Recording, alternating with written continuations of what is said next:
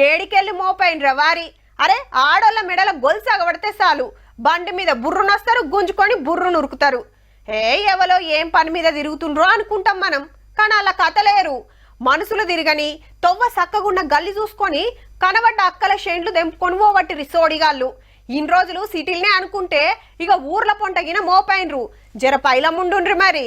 గింత అన్యాలముంటాదుల్లా ఈ అవ్వది 2 తులాల గొలుసెత్తుకొని పోయిండ్రు దొంగ బడవేగాళ్ళు.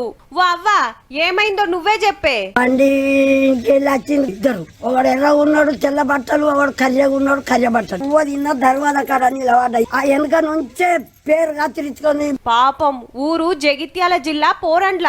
పట్ట పగటిలి ఆడకట్టుకు ఎవ్వలేంది చూసి గింత పనిచేసిండ్రు. కానీ ఊర్లగిన సీక్రెట్ కెమెరా పెట్టుకుండ్రు కాబట్టి దొంగలు ఎట్లొచ్చింది ఎట్లా పోయింది ఎరకైంది. ఇక పోలీసులు దేవులాడుతాన్రు.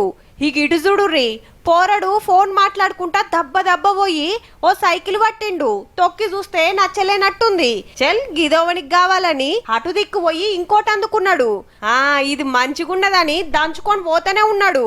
మనోడు సైకిళ్ల దొంగ మరి. హైదరాబాద్ సూరారంలా ఓ ఇస్కూల్ కాడ పార్క్ చేసిన సైకిళ్లకు సూటు పెడుతుండు.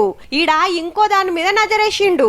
సేమ్ ఫోన్ మాట్లాడుకుంటొచ్చుడు, టక్కున సైకిల్ తీసుడు, తొక్కుడే తొక్కుడు. రోజోటి మాయమైతుండ వరకు ఇస్కూలోళ్ళు పోలీసులకు కంప్లైంట్ ఇస్తే సీక్రెట్ కెమెరాలు చూసే వరకు మనోని టాలెంట్ బయటపడ్డదన్నట్టు. మరెన్నెడు దొరుకుతాడో మోతవారి. ఇక నాగర్ కర్నూలు జిల్లా కల్వకుర్తిలా గీ అన్న బంగారం బ్యాంకుల కుదవబెట్టి 2,79,000 తెచ్చుకుంటుంటే వెనకనే ఫాలో అయ్యి పైసలు కింద పడ్డాయని మత్పరిచి సంచందుకొని అవతల పడ్డారట దొంగన్నలు. లబ్బా లబ్బా మొత్తుకుంటా పోలీస్ స్టేషన్ కురుకొచ్చిండు. ఈ 3 తీర్ల దొంగతనాలు చూసినాక తెలుసుకోవాల్సింది ఏందంటే వస్తువులు పైలంగా పెట్టుకోవాలి, తెలివనోళ్ళతోటి జాగ్రత్తగా ఉండాలి.